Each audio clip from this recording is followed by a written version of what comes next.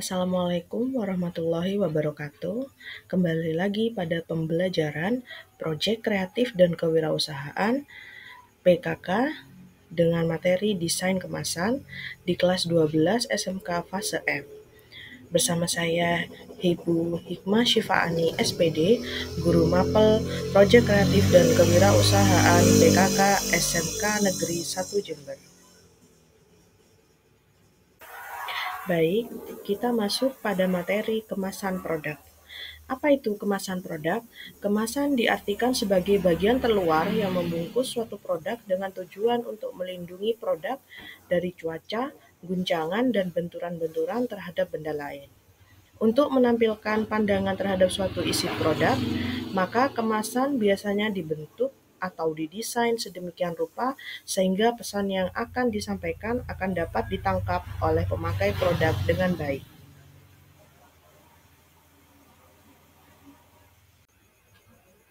Baik, untuk selanjutnya adalah jenis-jenis kemasan produk.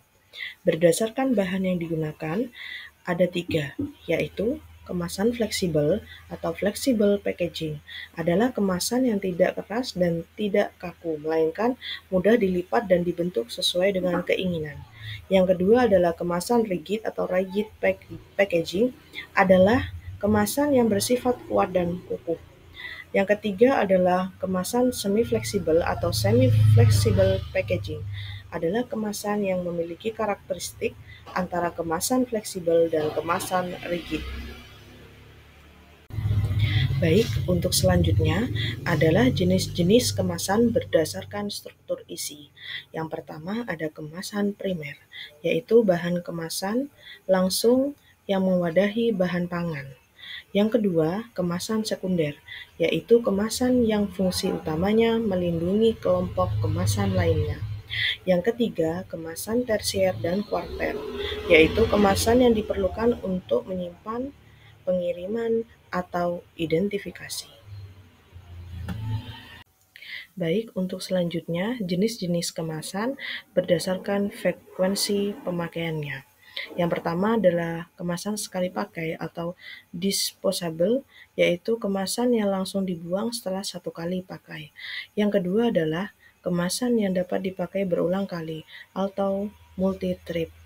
Kemasan jenis ini umumnya tidak dibuang oleh konsumen, akan tetapi dikembalikan lagi pada agen penjual untuk kemudian dimanfaatkan ulang oleh pabrik. Yang ketiga adalah kemasan yang tidak dibuang atau semi-disposable.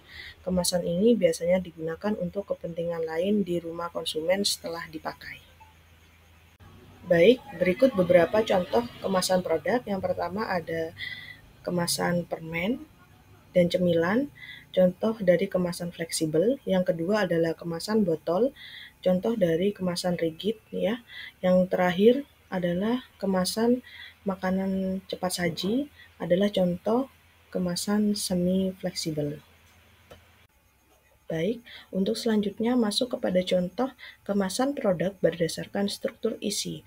Yang pertama ada kemasan premier, kemasan sekunder, dan kemasan tersier, di mana ada suatu kemasan produk, kemudian akan masuk ke dalam kardus dan dikemas, kemudian akan dilakukan pengiriman, dan di jasa pengiriman akan dikemas kembali agar tidak terjadi benturan. Dan yang kedua adalah kemasan produk berdasarkan frekuensi pemakaian. Yang pertama adalah kemasan sekali pakai, contohnya adalah bungkus permen. Yang kedua adalah kemasan yang dapat dipakai berulang kali, contohnya botol kecap dan saus. Dan yang ketiga, kemasan yang tidak dibuang, di mana contohnya adalah suatu kotak cemilan atau biskuit yang nantinya kotak tersebut dapat digunakan untuk kehidupan konsumen sehari-hari. Baik, untuk selanjutnya adalah fungsi kemasan produk. Menurut Shimamura tahun 2007 mengemukakan pengemasan mempunyai dua fungsi, yaitu fungsi protektif dan fungsi promosional.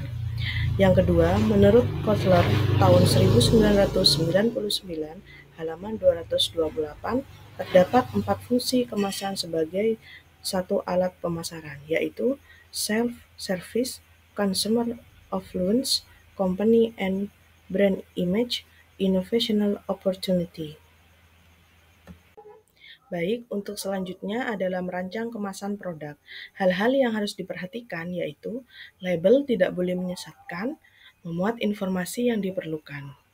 Hal-hal yang seharusnya ada atau tercantum dalam label produk makanan atau minuman adalah sebagai berikut. 1. Nama produk. 2. Cap atau merek produk. 3. Komposisi atau daftar bahan yang digunakan. 4. Neto atau volume bersih. 5. Nama pihak produksi atau nama perusahaan. 6. Distributor atau pihak yang menjualkan atau mengedarkan. 7. Nomor registrasi Dinas Kesehatan yang telah teruji dan dinyatakan aman untuk dikonsumsi. 8. Kode produksi yang menyatakan tentang batch produksi dari produk pada saat pembuatan yang isinya tanggal produksi dan angka atau huruf lainnya yang mencirikan dengan jelas produk tersebut. Yang ke-9 adalah keterangan kadaluarsa. Baik, sekian materi yang dapat disampaikan. Saya ucapkan terima kasih. Semoga ilmu yang telah disampaikan dapat bermanfaat bagi pembaca. Wassalamualaikum warahmatullahi wabarakatuh.